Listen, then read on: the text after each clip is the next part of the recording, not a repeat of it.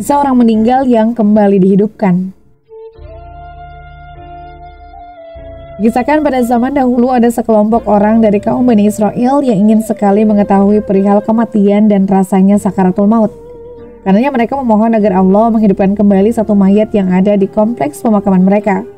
Walaupun mengabulkannya, mayat di salah satu kuburan dihidupkan kemudian bercerita kepada mereka tentang panasnya kematian yang belum juga hilang rasanya hingga hari itu.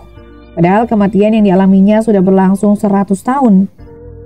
Berikut adalah hadis sahih yang menyampaikan kisah tersebut yang artinya, suatu ketika ada sekelompok orang dari Bani Israel yang datang ke sebuah kuburan. Mereka berkata, "Andai kita sholat dan berdoa kepada Allah agar mengeluarkan seorang yang sudah meninggal kepada kita, kemudian kita bertanya kepadanya tentang kematian." Akhirnya mereka sholat dan berdoa. Pada itu, tiba-tiba ada satu mayat mengeluarkan kepalanya dari dalam kubur. Tampak di antara kedua matanya ada bekas sujud. Ia lalu bertanya, "Wahai orang-orang, apa yang kalian inginkan? Aku meninggal 100 tahun yang lalu.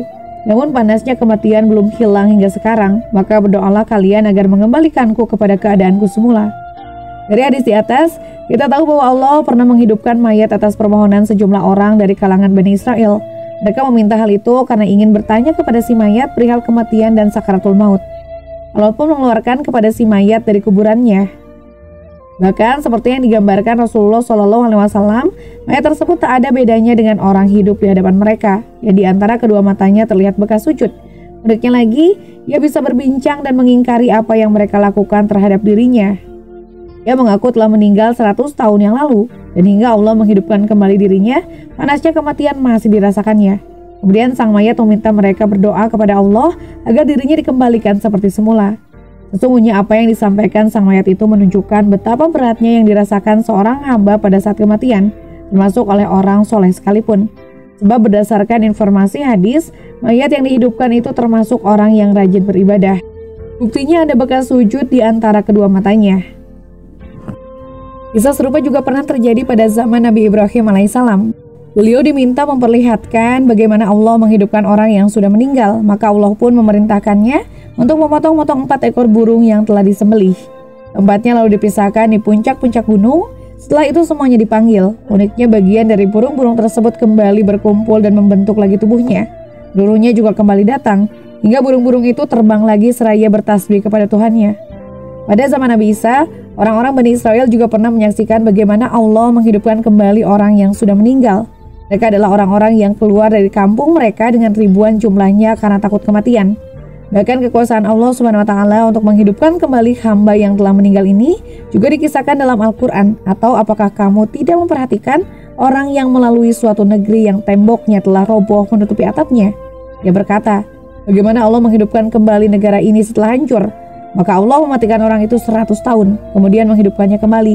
Allah bertanya, berapakah lamanya kamu tinggal di sini? Yang menjawab, saya tinggal di sini sehari atau setengah hari. Allah berfirman, sebenarnya kamu telah tinggal di sini 100 tahun lamanya. Lihatlah kepada makanan dan minumanmu yang belum lagi berubah, dan lihatlah kepada keledai kamu yang telah menjadi tulang belulang. Kami akan menjadikan kamu tanda kekuasaan kami bagi manusia. Dan lihatlah kepada tulang belulang keledai itu, kemudian kami menyusunnya kembali. Kemudian kami membalutnya dengan daging. Maka tak kala telah nyata kepadanya bagaimana Allah menghidupkan yang telah mati, dia pun berkata, saya yakin bahwa Allah Maha Kuasa atas segala sesuatu. Quran Surat Al-Baqarah ayat 259. Dari kisah di atas dapat dipetik beberapa pelajaran penting bagi kita. Pertama, Allah Maha Kuasa menghidupkan orang yang sudah meninggal. Contohnya seperti yang diceritakan dalam beberapa kisah di atas. Salah satunya mayat yang berbicara tentang kematian kepada orang-orang Bani Israel. Begitupun mudah dan kuasanya Allah membangkitkan seluruh makhluk pada hari kiamat untuk dikumpulkan di padang mahsyar dan dihisab seluruh amal perbuatannya. 2. Betapa berat dan panasnya kematian yang dialami seorang hamba.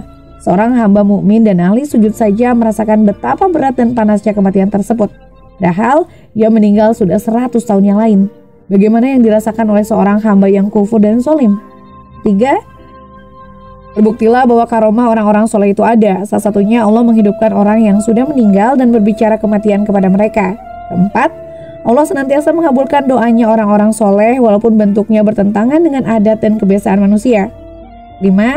Seorang yang ingin memohon perkara besar dianjurkan menunaikan sholat 2 rakaat terlebih dahulu, sebagaimana orang-orang yang dikisahkan Rasulullah SAW. 6. Kita diperbolehkan menyampaikan informasi atau kisah yang berhubungan dengan orang-orang Bani Israel selama itu bersumber dari Al-Quran dan hadis sahih. Namun bila tidak seperti bersumber dari kitab, buku, atau cerita rakyat, sebaiknya diperiksa kembali. Jika kandungannya bertentangan dengan apa yang sudah menjadi hak Allah dan Rasul-Nya, maka tidak boleh disampaikan, kecuali jika tujuannya untuk menunjukkan penyimpangan di dalamnya sambil dijelaskan kemaslahatannya.